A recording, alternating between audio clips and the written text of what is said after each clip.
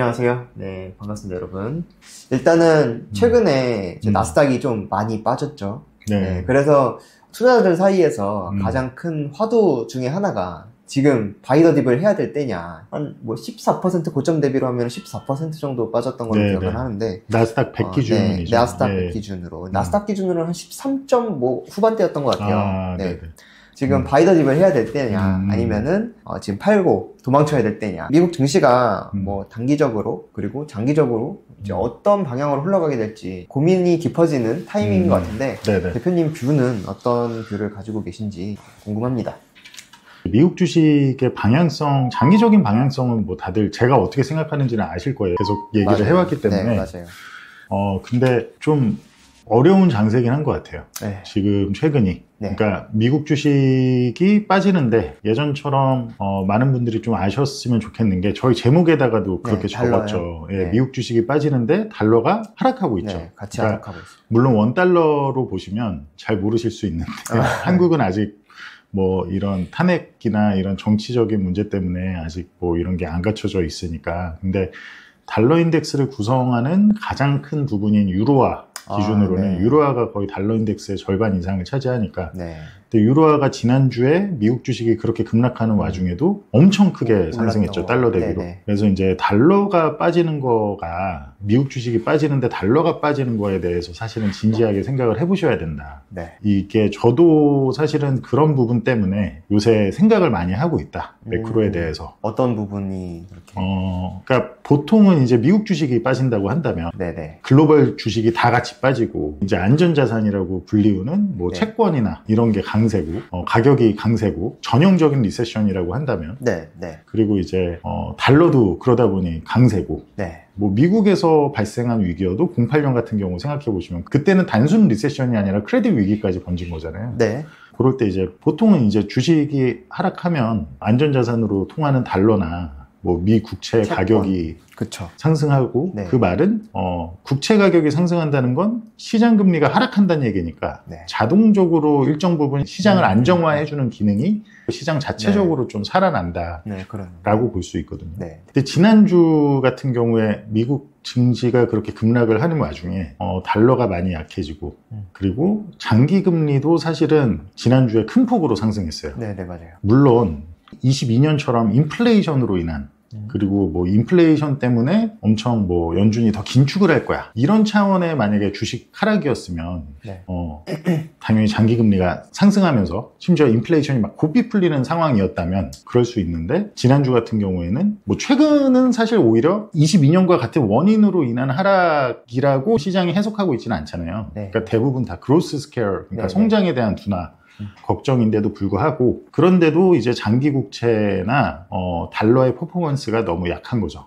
그리고 이것들이 제가 계속해서 얘기했던 어떤 최종적인 단계, 사실은 제가 계속해서 그 미국 주식이 하락할 때 정말 달러가 같이 약해진다면 장기 금리가 오르는 것만 가지고도 안 되고 달러가 약해진다면 그게 정말로 주의를 해야 될 거다라고 했던 그런 단계였던 것 같아요, 지난주가.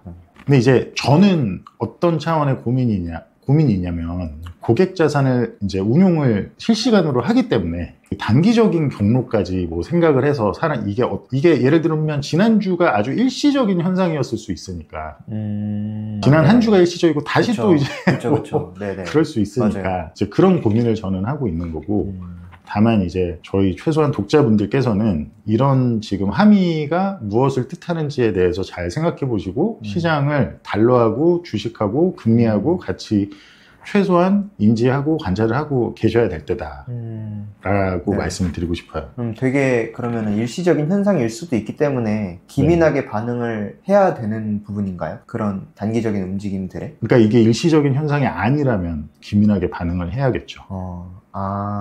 오히려 그렇군요. 일시적인 현상이고 다시 또 미국 주식이 빠질 때 달러가 강해지고 미국 주식이 상승할 때 달러가 약해지고 이런다면 보통 많은 분들이 생각하는 방식대로 위험 회피를 한다든지 아니면 미국 주식이 상승할 것 같을 때 다시 이제 위험 자산에 투자를 한다든지 이렇게 하면 될 텐데 이게 제가 말한 대로 어떤 일시적인 현상이 아니라 앞으로 지속될 트렌드라면 굉장히 주의 깊게 봐야 되는 현상이고, 지난주에 시장 움직임은 제가 알기로 미국 주식이 이 정도로 빠지는데 달러가 이렇게 크게 빠진 거는 지난 30년 만에 가장 큰 폭으로 지난주가 저번 주가요? 네네. 그렇게 알고 있어요. 그래서 간단히 생각할 문제는 아니다. 이거는 인지를 하고 계시면 좋겠다라고 말씀드리겠습니다. 결론적으로 셀더 립이겠네요. 그러니까 이게 제가 무슨 말씀을 드리고 싶냐면, 일단 단기적으로는 뭐 제가 개인적으로 풋옵션도 가지고 있던 거 알고 계시죠? 네네네. 그리고 저희 프루팅에도 오죽하면 워낙 미 증시 하락을 확실히 봤기 때문에 제가 웬만해서 옵션 포지션 얘기 안 하는데, 그렇죠. 풋옵션 살만하다, 맞아요. 사시면 좋을 거다고 되게 고점에서 얘기를 했었고, 그게 수익률이 지금 엄청 크게 났습니다. 그거를 일단은 그냥 정리를 어제 했어요. 오전에. 포지션을요? 예, 포지션을 프루팅에도 제가 고지를 했고, 어제 오전에 이렇게 미증시가 확 하고 빠지는 구간이 있었거든요. 아시아장에서. 그때 그냥 정리를 했습니다. 거기에는 여러 가지 이유가 있는데, 하나는 이제 옵션 프리미엄이 좀 외가격 옵션으로 치면 너무 좀 비싸진 상태예요. 지금 최근에. 만기가 심지어 저희가 이제 3월물이었기 때문에 만기가 이제 10일도 안 남았는데, 외가격으로 치면 옵션 프리미엄이 너무 비쌌다. 그러니까 변동성이 커지니까 콜이든 풋이든 옵션이 굉장히 비싸졌어요. 프리미엄 자체가. 그런 상황에선 보통 반전이 나오기도 쉬워요. 빅스 같은 게 좀 하락할 수도 있고, 미국 주식의 기술적이나 여러 그런 측면에선 그냥 쉽게 말하면 미국 주식의 단기 반등이 지금부터는 언제라도 나올 수 있어요. 다만 제가 말하는 단기 반등이란 건, 그러니까 지금 S&P 500 기준으로 고점 대비 한 10%, 10% 정도. S&P는 10%. 예, S&P 500이 한 10% 정도. 그러니까 지금 정도면, 지금 전후로는 5,500. 저도 애초에 풋옵션 했을 때 S&P 500 기준으로 5,500 정도 봤거든요. 근데 뭐 어제 오전에 이미 터치를 했으니까. 지금 정도면 충분히 언제든지 단기 반등이 나올 수 있고, 여러 가지 측면이 나올 수가 있어요. 다만 제가 보는 그 단기 반등이라고 한다면, 뭐 기껏해야 1, 2주 가는 그런 단기 반등, 뭐 1, 2주, 2, 3주. 허나 이제 옵션은 만기일이 정해져 있으니까 그 1, 2주가 굉장히 크죠. 그러니까 그런 리스크를 하락하는 거 더 먹겠다고 쥐고 있기에는 옵션 프리미엄이 이미 비싸졌기 때문에 리스크 대비 리워드가 너무 적었다는 얘기죠. 그러니까 앞으로 단기적으로 더 하락한다 그래도 외가격 옵션을 가지고 있었으면 굳이 그런 리스크를 질 필요 없을 정도로 수익이 이미 많이 났던 거죠. 이해되시죠? 근데 이제 제가 얘기를 하고 싶은 거는, 이제 보통 하시는 분들은 뭐 지금 옵션을 가지고 투자를 하려고 저희 방송을 보시는 게 아니잖아요. 저희 또한 고객 자산을 직접 운용하는 오레셋에서는 트레이딩이나 막 아주 단기 이런 게 아니고 투자 관점에서 좀 긴 시계열로 하는 거고, 그러니까 큰 트렌드가 어떻게 될 거냐, 최소 향후 수개월 기준의 시계열일 거잖아요. 그렇게 봤을 때는 저는 개인적으로 이렇게 생각을 합니다. 미국의 자산은, 주식 같은 경우는 미국의 주식은 셀 더 립이 맞다고 보고, 립이라고 그러면 좀 더 한국말로 더 표현이 쉬우려면 셀 더 랠리, 그러니까 랠리가 오면 셀을 해야 된다. 근데 이제 그걸 영어로 얘기하면 사실 셀 더 랠리보다는 셀 더 립이라고 많이 하거든요. 그냥 립 이렇게 뭐 반등하는 거 있잖아요. 앞으로 포지션은 셀 더 랠리나 셀 더 립이 미국 주식은 유리할 거라고 보고, 그러니까 좀 올라오면 파는 거죠. 반대로 미국 채권 같은 경우는 장기물은 뉴트럴, 그냥 중립이지만 전부터 말했듯이 2년물이나 뭐 5년물 정도도 가격이 빠지면, 금리가 오르면 사는 게 좋다고 봅니다. 그러니까 바이 더 딥, 오히려 채권의 경우는. 10년 넘어가는 장기물만 제외하자면. 근데 많은 분들은 지난 뭐 1, 2년 계속 나스닥에 바이 더 딥, 뭐 2%만 빠져도 1, 2%만 빠져도 바이 더 딥 하면 성공했으니까 아마도 계속 바이 더 딥을 하려는 분들이 많을 거예요. 저는 그게 오히려 되게 위험할 수 있다고 보고, 유럽이나 중국이나, 그러니까 지난주에 있었던 미증시의 급락에도 불구하고 달러가 크게 약해지는 현상이 일시적인 게 아니고 앞으로의 트렌드 변화다. 앞으로, 그러니까 최소 수개월은 지속될 트렌드 변화다. 미국 주식이 무너지는데 달러가 강해지는 게 아니라 오히려 약해진다라는 건 투자자들이나 유동성이 미국의 위험자산이 무너지니까 미국의 안전자산으로 가야지가 아니라 미국의 위험자산이고 안전자산이고, 미국은 굉장히 신뢰할 수 없고 불안하고 여러 가지 문제로 미국의 안전자산 또한 이제 불안하게 느끼는 거죠. 그러니까 미국에서 유동성이 이탈을 하는 겁니다. 그럼 반대로 그런 매크로 환경은 사실상은 70년대와 굉장히 유사한 매크로 환경이거든요. 그러니까 이게 없었던 일이 아니에요. 과거에도 아주 크게 한 번씩 있었고 70년대와 매우 유사한데, 사실은 제가 뭐 완전한 스태그플레이션의 재림까지는 사실은 조금 과거에 비해 약하게 보는데 지금 제가 근접하게 매크로 시장을 봤을 때는 스태그플레이션 어리하게 전개가 될 수도 있겠다라고 현재로서는 예상이 될 만큼 매크로 자산이나 가격들이 시그널이 나오는 것 같아요.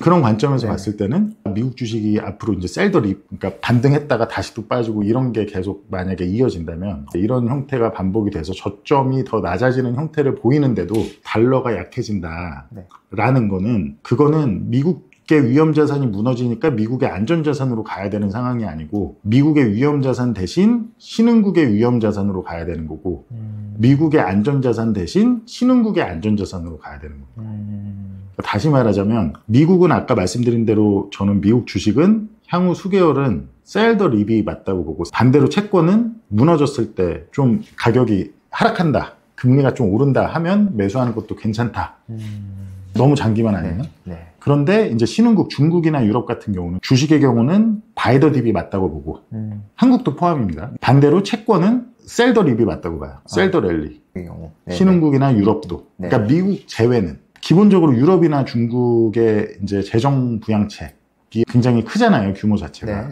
그거는 근본적으로 최근 유럽, 독일의 장기물이 금리나 중국 금리에서 나타나듯이 신흥국 채권 시장은 금리가 올라갈 만한 요소고 반대로 재정을 부양하니까 주식 시장에는 더 상승하는 압력으로 작용을 하는 거고 미국은 반대로 지금 트럼프 정권이나 뭐 하겠다는 게 베센트나 하겠다는 게 어쨌든 재정을 긴축하겠다. 그리고 뭐 성장을 한마디로 완전히 희생하겠다. 성장을 죽여서라도 인플레이션을 완전히 잡겠다. 뭐가 됐든지 뭐 그런 여건이기 때문에 일단 정반대로 보는 게 맞죠. 물론 트럼프 정권도 까보니 취임하고 지금까지 재정 지출 자체는 안 줄었더라고요. 오히려 바이든 정권 처음 취임 때보다 살짝 더 높아요.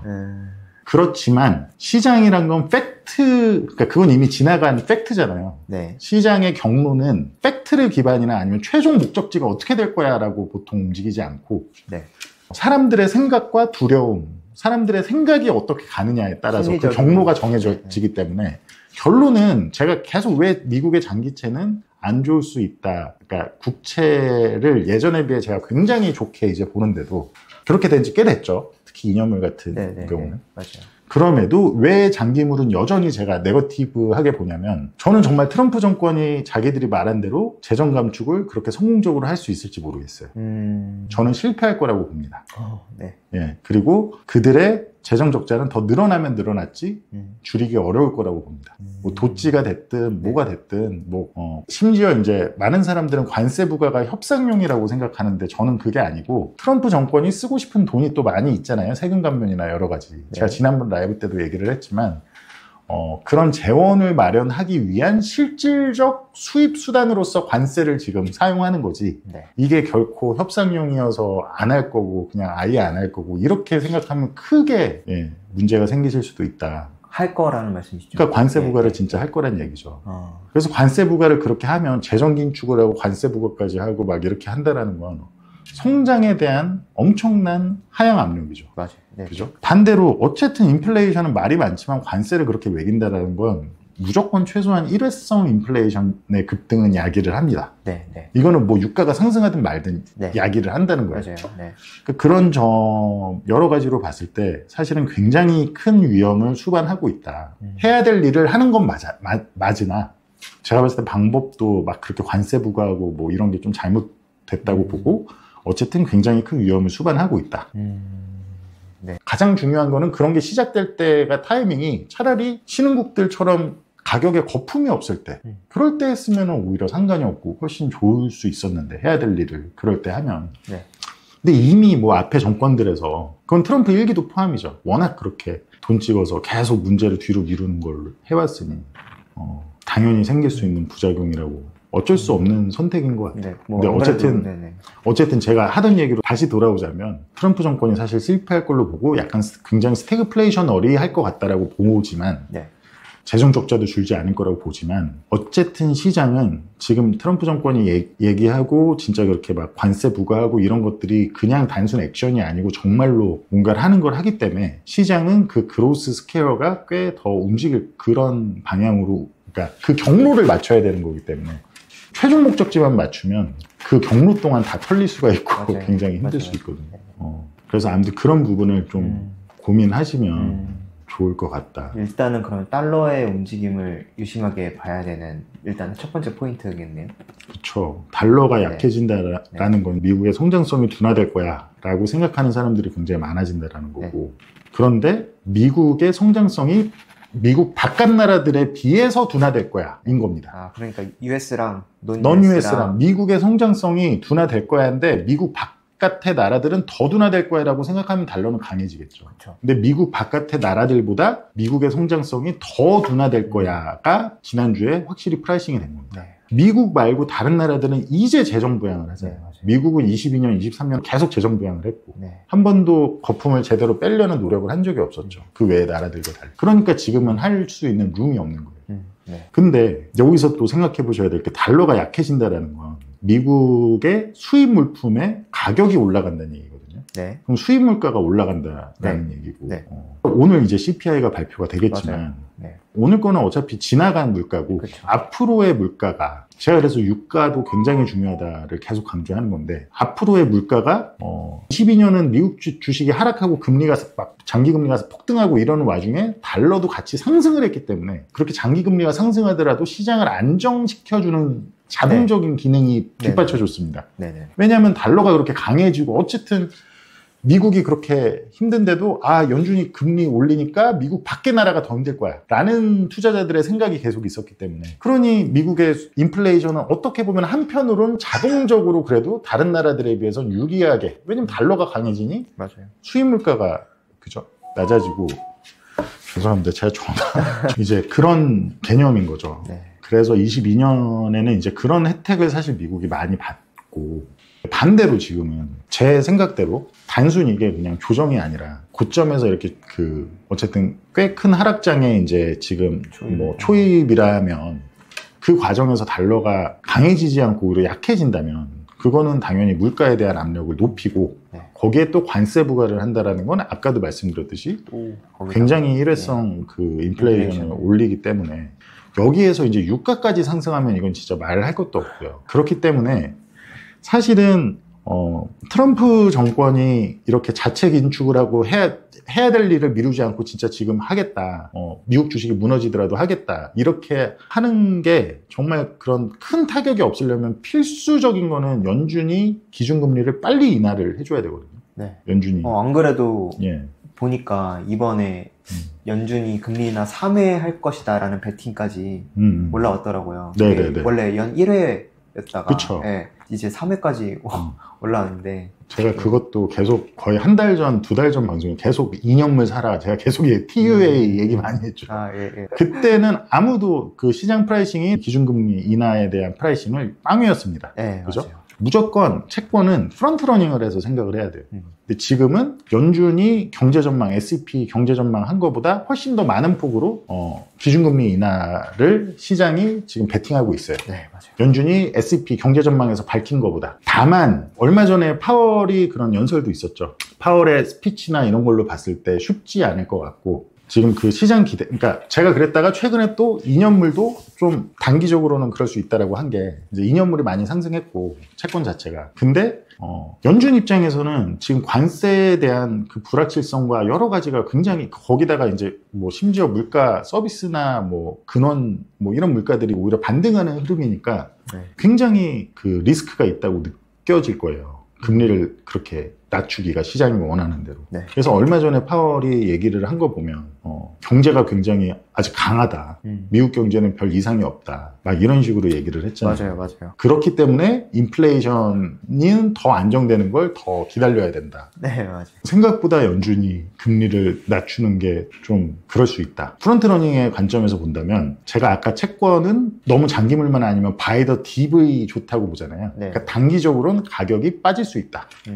2년 2년, 5년이. 제가 그때 시장에서 전혀 프라이싱 안 하고 있을 때, 그 기준금리 인하를 프라이싱 안 할 때 2년물을 사라고 했잖아요. 그때는, 맞아요. 왜냐면 프런트러닝을 해야 되는 거니까. 지금은 또 과도하게 연내 3회, 4회 이렇게 프라이싱을 하고 있는데, 제가 봤을 때 연준이 쉽지 않아요. 쉽지 않고 전혀 녹록치 않은 환경이에요. 그러면 어떻게 해야 돼? 또 프런트러닝 관점에서 조정이 올 수 있는 거고. 그러니 그때 제가 말할 때 사신 분들은 뭐 지금 파셨다가 좀 빠지면 다시 사셔도 되고, 아니면 어차피 뭐 채권이야 뭐 2년 5년이야 그렇게 변동폭이 안 크니까 보유하고 계시다가 이거 분명히 단기로 또 한 번 또 조정 올 거야 하면 조정 왔을 때 더 사시면 되는 거고. 이해되시죠? 와, 그러니까 채권은 계속 한 번 더 선행해 한 번 더 그렇게 해야 됩니다. 아무튼 그래서 다시 말하지만 저는 개인적으로 뭐 그렇게 될 거다가 아니고, 미국 주식은 셀 더 립이 여전히 맞다고 보고, 그리고 신흥국은 바이 더 딥이 맞다고 보고, 주식은 채권은 미국은 바이 더 딥, 장기물은 그냥 건드리지 마시고, 그리고 그 신흥국은 셀 더 립이겠죠. 매크로 사이클 자체가 정반대예요 지금. 신흥국이나 유럽과 미국은. 그러니까 신흥국이라고 말하기도 웃기네요. 미국과 넌 US는